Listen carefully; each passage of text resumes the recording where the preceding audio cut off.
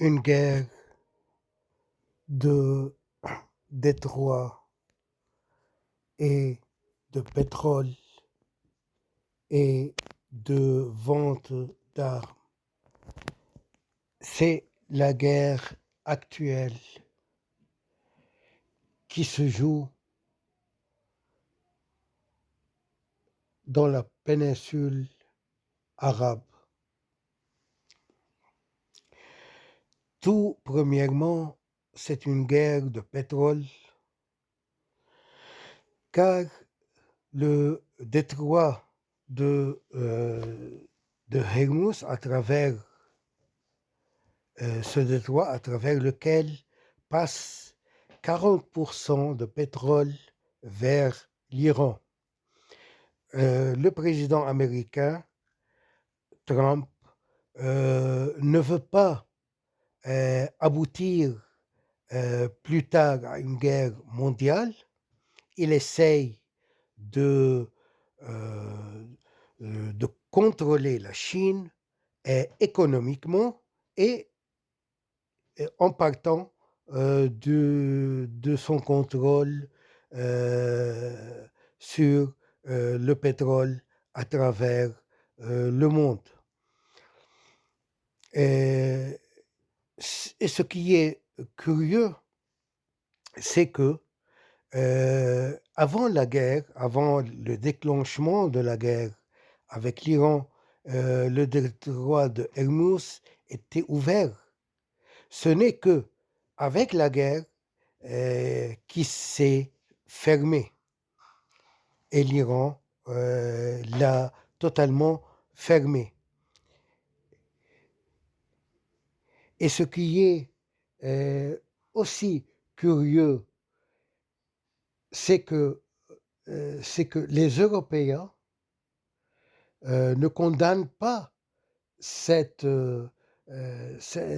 mainmise de l'Iran vers le Hermouz.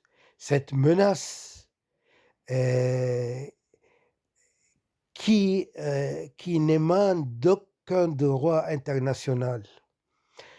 L'Iran ne s'approprie pas le détroit de Hermouz, donc elle n'a guère le droit de le contrôler et de faire des décisions concernant ce détroit et la route maritime à travers ce détroit.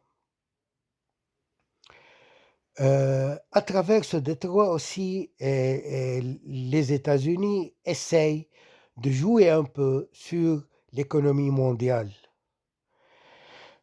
vers l'augmentation un peu du prix du pétrole, et puis après quelques déclarations rassurantes du, des États-Unis concernant une certaine négociation, les prix, les prix, euh, les prix montrent une baisse de prix du pétrole, ce qui est très favorable à l'économie à l'économie américaine. Les États-Unis s'en fichent pas mal des dégâts de cette guerre, causée par cette guerre, euh, au détriment d'Israël même ou des pays arabes. Au contraire, au contraire, les Américains, euh, c'est à leur faveur que les pays arabes s'appauvrissent, euh, car ainsi, ces pays arabes demanderont de plus en plus l'aide aux États-Unis, premièrement. Deuxièmement, après la guerre, les États-Unis et les capitaux américains vont avoir la même mise sur tous les capitaux arabes de la péninsule, de cette péninsule, qui va s'appauvrir et qui va connaître une baisse de la valeur de ses propres capitaux. Alors les États-Unis devront devront réacheter ces capitaux à, à, à un très bas prix, ce qui est très favorable aux capitalistes américains. Euh, Concernant les ventes des armes, euh, dans cette guerre, les États-Unis utilisent leurs dépôts, leurs vieux dépôts d'armes. Donc, pratiquement, ils ne perdent rien. Au contraire, euh, tout, euh, les États-Unis prennent un profit de cette guerre, car ces armes euh, très vieilles euh, vont être, vont être remboursées par les pays arabes eux-mêmes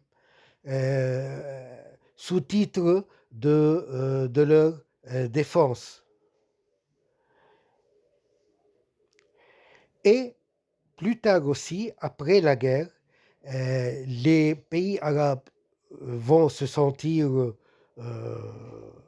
devoir être protégés, donc euh, ils vont augmenter leur vente d'armes et bien sûr auprès des États-Unis. Quant au détroit, il y a un projet qui apparaît dès maintenant. C'est un projet de contourner le détroit d'Hermouz à travers, premièrement, à travers le tout milieu, tout au long de la péninsule arabe. Donc, cette route va couper au milieu la péninsule arabe pour être une nouvelle route maritime qui, qui va se détourner du détroit de Hermuz. Euh, mais aussi, ce n'est pas un projet très pratique. Il y a un autre projet pour contourner le détroit d'Hermuz, c'est à travers la route de la Syrie. C'est-à-dire, on va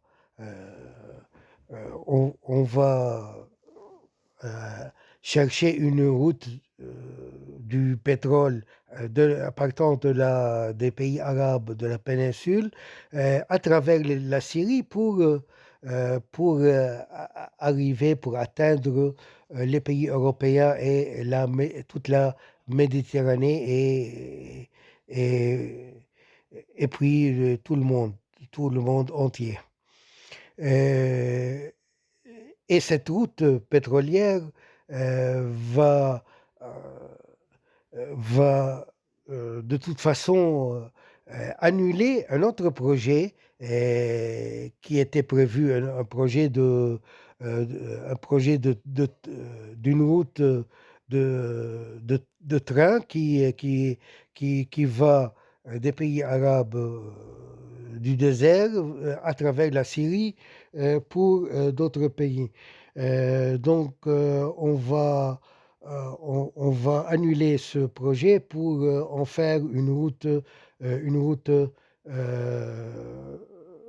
pétrolière euh,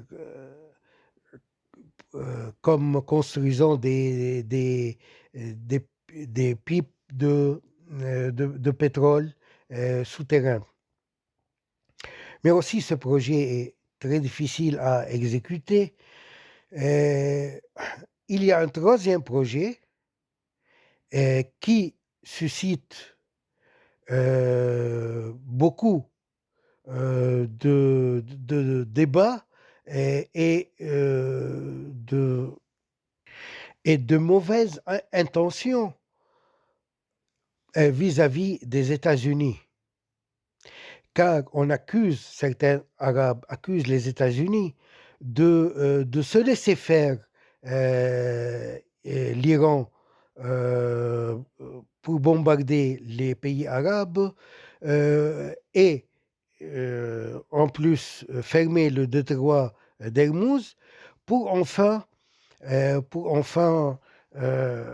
aller vers la troisième option, c'est de faire circuler le pétrole des pays arabes vers la Jordanie et vers le port de Haïfa, le port israélien. Donc, dans cette guerre, personne n'est innocent. C'est la guerre de tout le monde contre tout le monde. Et on commence à penser, à discuter. Tout d'abord, pourquoi les États-Unis, de tout temps, ont accepté que l'Iran que l'Iran mette ses pieds dans les pays arabes du Moyen-Orient comme l'Irak, la Syrie, et elle a toujours refusé que l'Arabie saoudite, les Émirats arabes unis, euh, euh, arrachent quelques victoires, par exemple au Yémen ou au Liban ou ailleurs. Donc on pense de mauvaise foi vis-à-vis des Américains et même d'Israël. Ce qui se rapporte à Israël, c'est le grand Israël. Le grand Israël, tout d'abord, ce n'est pas un projet militaire qui va envoyer des troupes israéliennes sur le terrain. C'est-à-dire, ce n'est pas les bouts israéliens. C'est un projet c'est un projet économique et politique plutôt. Israël ne peut pas conquérir tous les pays du Moyen-Orient qui entrent dans le projet du Grand Israël. Elle n'en a pas les moyens, elle n'en a pas les soldats. Alors, qu'est-ce qu'elle fait? Elle préfère instaurer